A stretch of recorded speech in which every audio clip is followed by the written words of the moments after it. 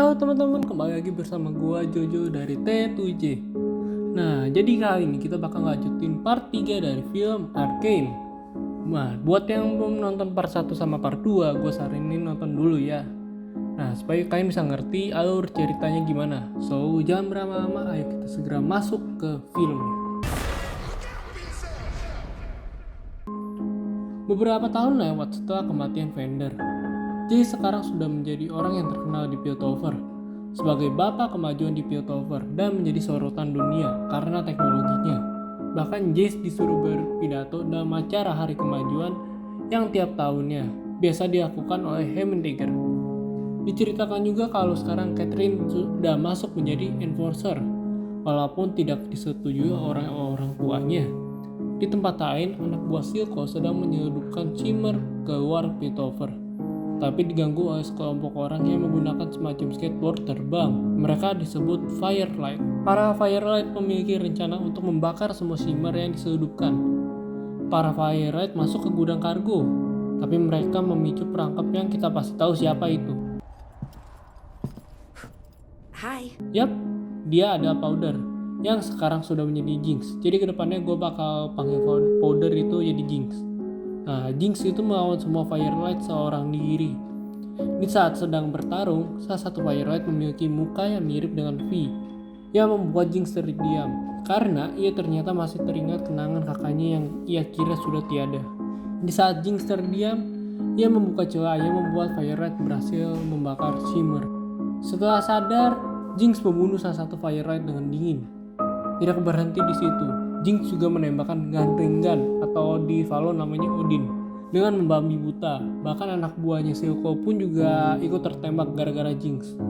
Karena ulah Jinx membuat semua Shimmer pun habis terbakar. Berpindah ke lab milik Jace dan juga Victor yang menunjukkan hasil penelitiannya kepada Heimerdinger. Di sana Jace menunjukkan bola sihir yang sekarang sudah diperbaharui jadi tidak mudah meledak. Bola sihir yang sudah diperbaharui itu dinamakan Gemstone. Nah, Gemstone ini digunakan untuk mempermudah pekerjaan rakyat Piltover. Namun Heimerdinger melarang mereka untuk mempublikasikannya untuk saat ini, karena ini akan berbahaya jika jatuh ke tangan yang salah. Mendengar perkataan itu, Jace dan Victor pun sangat kecewa. Berpindah ke Catherine yang menyelidiki kargo yang kebakaran akibat ulah Jinx. Catherine menemukan salah satu anak buah Silco yang tertembak oleh Jinx. Belum lama di situ, Catherine ketahuan oleh Marcus yang sekarang sudah menjadi kepala enforcer. Catherine dimarahi karena melakukan penyelidikan tanpa izin dan dihukum melakukan shift malam. Sedangkan anak buah Silco tersebut dibawa ke penjara bernama Stillwater. Lalu kita dibawa ke zone yang sekarang sudah dikuasai oleh Silco. Bar milik Vander pun sekarang sudah menjadi pusat tempat Silco. Tangan kanan Silco yang bernama Sevika, ia mengatakan kalau Jinx adalah pembawa masalah di setiap misi yang dilakukan. Tapi Silco membela Jinx, bahkan malah menyalahkan Sevika karena tidak baik dalam menjalankan tugasnya. Ternyata Jinx berada di sana dan mendengar semua percakapan antara Silco dengan Sevika. Diceritakan juga kedekatan antara Silco dan juga Jinx yang sudah seperti ayah dengan anak. Berpindah ke Jace yang curhat ke Mel mengenai teknologinya yang tidak diberi izin oleh Heimerdinger. Berbeda dari Heimerdinger, Mel menyarankan Jace untuk mempublikasikan teknologinya saat berpidato nanti. Berpindah ke tempat tinggal Jinx yang diperlihatkan kegilaannya dengan berbicara ke semacam boneka santet berbentuk Milo dan juga Krieger. Lalu Jinx mendapatkan ide dari melihat tulisan Hari Kemajuan. Lalu saatnya Jace untuk berpidato. Jace ragu untuk menentukan apa yang akan ia lakukan, mempublikasikan teknologinya atau tidak. Akhirnya Jace lebih memilih untuk tidak mempublikasikan karyanya terlebih dahulu, karena perkataan tersebut membuat Mel kecewa dengan Jace.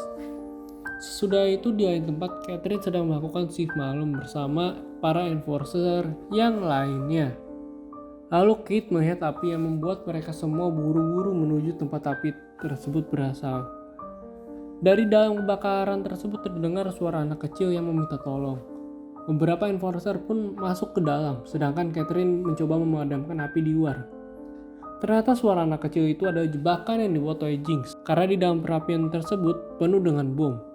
Catherine yang melihat logo ciri khas Jinx tersebut menyuruh semuanya untuk mundur. Tapi apa boleh buat? Tempat tersebut pun meledak. Tidak hanya itu, gemstone yang berada di lab Jace dan Victor pun hilang dan dicuri oleh Jinx. Sesudah itu, para dewan segera rapat. Jace yang merasa bersalah mencoba untuk bertanggung jawab dan menghentikan semua aktivitas yang menggunakan Hextech. Tapi para dewan yang lebih mementingkan hartanya dibandingkan rakyatnya tidak menerima pendapat Jace. Tapi karena sifat Jace yang mau tanggung jawab itu membuat Jace diangkat menjadi salah satu dewan yang melindungi Hextech. Di tempat lain, Silco marah besar kepada Jinx karena telah membunuh setengah Lucin Enforcer. Tapi amarahnya reda karena Jinx memberitahu gemstone yang didapatnya dari lab Jace. Berpindah ke Kate yang sedang menyelidiki dalang dari semua penyerangan yang terjadi di Piltover. Di sana, Jace memberitahu Kate kalau ia sudah menjadi dewan dan menyarankan Kate untuk pindah profesi dari Enforcer, apalagi karena kecelakaan yang baru saja terjadi padanya. Kate yang kesal menyuruh Jace untuk keluar. Tidak lama sesudah itu, Kate teringat anak buah Silco yang ditahan di penjara Stillwater. Kate pun segera menuju ke penjara tersebut. Tapi saat sampai di sana, kepala penjara itu mengatakan kalau tahanan tersebut saat ini sedang tidak dapat ditemui karena ia telah dihajar oleh seorang sampai babak belur. Kate lalu mendatangi orang yang menghajar anak buah Silco tersebut, yang ternyata adalah Who the hell are you? Dan episode 4 pun selesai. Di episode 5, film dibuka dengan Kate yang beradu tembak dengan kepala Enforcer sebelum Marcus. Di sana Kate menang melawan kepala Enforcer tersebut. Ya, walaupun karena disengaja oleh kepala Enforcer tersebut. Berpindah kembali ke masa sekarang. Di penjara, Kate bertemu dengan Vi. Kate bertanya mengapa Vi berada di penjara, padahal Vi tidak memiliki catatan kriminal. Lalu Kate memberikan barang bukti yang di sana ada logo ciri khas Jinx. Vi kaget dan mengatakan akan membantu Kate jika ia mengeluarkannya dari penjara. Lalu Kate memberikan surat pengeluaran tahanan dari Jace agar Vi dapat dikeluarkan. Berpindah ke Marcus yang menguburkan 6 Enforcer yang mati terkena ledakan gara-gara si Jinx. Sesudah itu Marcus juga mendatangi kuburan dari kepala Enforcer yang terdahulunya. Sesudah itu dari situ Marcus mendatangi markas Silco yang marah karena Jinx sudah melewat batas. Jadi sekarang kita tahu ternyata Marcus dapat menjadi kepala Enforcer pun juga karena ada campur tangan dari Silco. Lalu Silco menyuruh Marcus untuk mengkambing hitamkan Firefly yang juga mengganggu mereka berdua.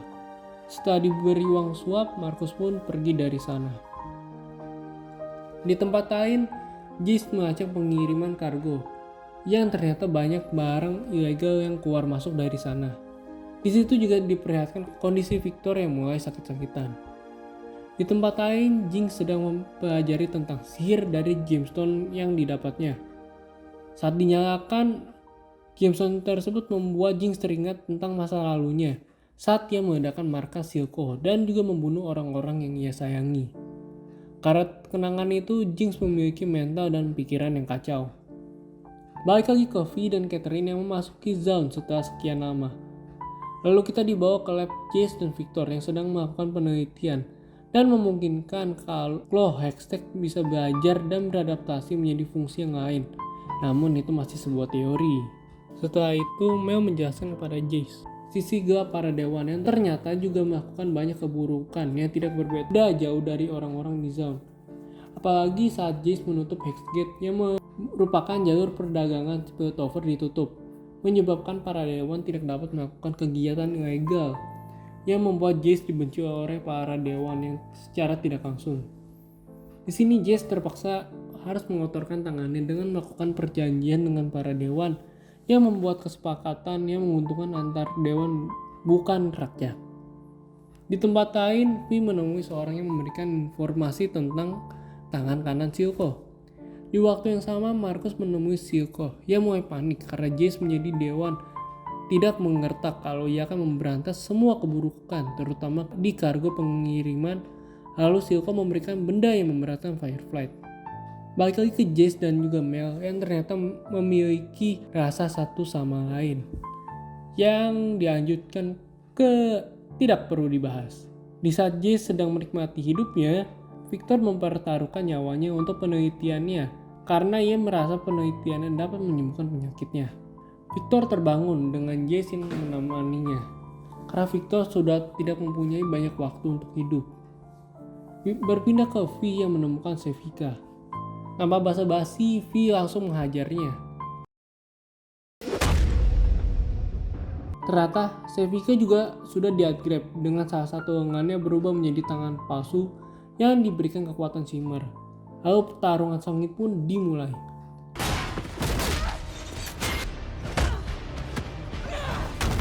Pertarungan terjadi dengan sangat ketat, tapi dimenangkan oleh Vi.